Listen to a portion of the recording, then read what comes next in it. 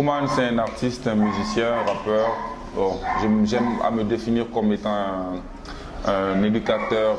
Je fais de l'entertainment, de l'information éducative ou de l'éducation informative. Donc, j'aime à me définir comme étant un homme touche à tout. Donc, je fais de la musique, je fais de la production. En fait, je fais tout ce qui me passionne dans le monde du média, du multimédia. Donc, que ce soit de la musique, rap, l'information, bon, bref, je suis un homme de culture, grosso modo. Du moment où le président Macky Sall s'est dédié, moi je pense que voilà, il n'y a plus de débat. Donc moi je pense que ce référendum, soi-disant, ce référendum n'avait plus sa raison d'être. Macky Sall, candidat, a promis de réduire le mandat. Macky Sall, président, a promis de réduire le mandat. Il l'a dit tellement de fois que finalement on y a cru. Donc les élections, on se préparait pour les élections en 2017. En 2016, surprise, non, finalement, je ne peux pas le réduire parce que le Conseil constitutionnel m'a dit que ce n'était pas possible. Donc c'est comme si toutes les fois où il le disait, le Conseil constitutionnel était enfermé dans une chambre avec avec aucun contact avec l'extérieur. Donc il disait des choses sans pour autant avoir la certitude de ce qu'il disait. Et je crois que c'est là où cette tromperie a commencé. Et à partir du moment où il nous a menés en bateau, entre guillemets, je pense que ce référendum n'a plus sa place.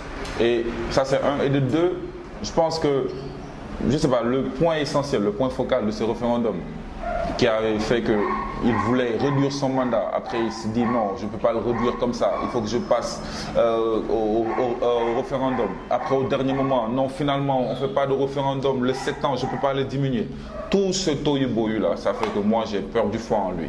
Donc c'est la raison pour laquelle j'appelle à voter non. Je ne suis pas vraiment d'accord, il y a des choses qui sont, on va dire, pour consolider la démocratie. Mais moi je me pose la question à savoir, est-ce que cela nécessitait un référendum?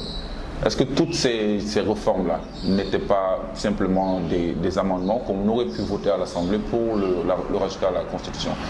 Je pense en fait que le but ultime de ce référendum, ce qui intéresse en tout cas la majorité des Sénégalais, ce qui les intéressait, la raison ultime de ce référendum, c'était la réduction du mandat. Donc c'est la raison pour laquelle, du moment où ce point essentiel a été omis, a été enlevé, je pense que déjà ça n'a plus sa raison d'être. Moi c'est comme ça que je conçois les choses. Je me dis que le prochain président du Sénégal, si jamais le non l'emporte, le prochain président du Sénégal pourra dire ok, moi je vais réduire le mandat, je le mettrai de 7 à 5 ans. Et je pense qu'en fait c'est ça. Dans ces réformes, il y a par exemple un truc qui me turlupine un tout petit peu. On dit qu'on renforce nos droits. Ok. Mais il y a un droit qui est bafoué tout le temps, c'est le droit par exemple à la manifestation. Aujourd'hui, si on veut faire une marche, systématiquement la marche est réprimée, systématiquement la marche est interdite. Donc comment est-ce qu'on peut renforcer d'autres droits alors qu'on bafoue nos droits les plus primaires? Je crois que c'est un peu ridicule quoi. Moi je pense sérieusement, sincèrement que la plupart des réformes qui sont dans cette constitution, ces modifications, en tout cas ces renforcements, comme on dit, de la démocratie, auraient pu figurer dans quelque chose. On aurait pu le déposer à l'Assemblée nationale. Je pense que c'est le fondement même de cette promesse qui a été bafouée. C'est comme je disais, moi je pense qu'en fait il y a une mauvaise foi évidente de ceux qui font la campagne pour le non. Parce qu'ils ne te disent pas tout ce qui se passe. Il y a une campagne de salissure qui fait qu'on fait croire aux gens que si vous votez oui, ça va donner plus de pouvoir aux homosexuels. C'est pas possible, c'est pas vrai. Ils ne disent pas tout. Donc ils vont utiliser des termes pour juste salir. Donc faut qu'on départisse la politique politicienne.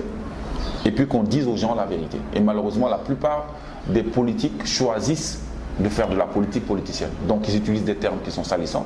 Ils disent des choses qui ne sont même pas cohérentes. Donc moi je pense que c'est très dangereux. Le président Macky a failli, à partir du moment où il nous a promis une chose, en son âme et conscience, il l'a dit, il l'a redit, il l'a dit tellement de fois que moi personnellement je m'étais persuadé d'avoir au moins un président différent des autres. Mais au final, qu'est-ce qui s'est passé? Déjà, il nous a habitués à une manière de faire qui est un peu spéciale. Il nous a habitués, il n'a pas cassé le moule, il n'a pas cassé la routine des autres présidents. C'est-à-dire qu'aujourd'hui, dès qu'on est proche de Macky Sall, on est absous de tous les péchés.